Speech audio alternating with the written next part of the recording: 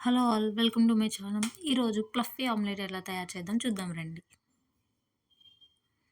ముందుగా 3 ఎగ్స్ తీసుకొని దాంట్లో యెల్లో దాన్ని పక్కన పెట్టేసి వేరే గిన్నెలో వేసేసుకొని ఓన్లీ వైట్ దాన్ని మిక్సర్ సహాయంతో ఇలా మజ్జిగ చిలికినట్టు చిలికితే చాలా త్వరగా అయిపోతదనమాట. అందుకనే నేను ఇట్లా చూపిస్తున్నాను.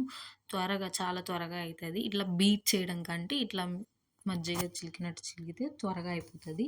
దాని తర్వాత యెల్లో తీసుకొని ఫస్ట్ మనం విడిగా పెట్టుకున్న యెల్లో తీసుకొని దాంట్లో కొంచెం సాల్ట్ వేసేసి మీకు రుచికి సరిపడా ఆయిల్‌లో కళాయి పెట్టి ఆయిల్ పెట్టేసి దాంట్లో ఈ యెల్లో దాన్ని వేసేయాలనమాట. వేసేసి అది కొంచెం ఆమ్లెట్ లాగా అయిపోయిన తర్వాత ఏదైతే మనం ఫస్ట్ వైట్‌ని బీట్ చేసుకొని పెట్టేసుకున్నామో దాన్ని ఇది కొంచెం యెల్లోది ఆమ్లెట్ అయిన తర్వాత పక్ తిప్పేసుకొని దాని మీద ఈ ఫ్లఫీ వైట్ ఉంది కదా!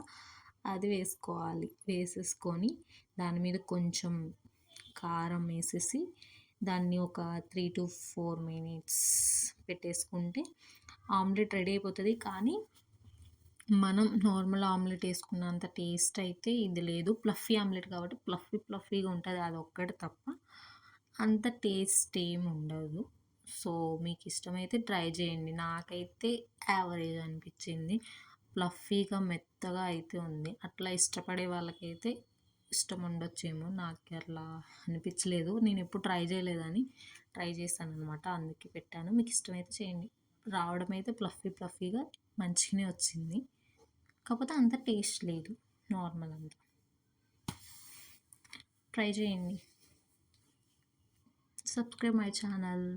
Thank you.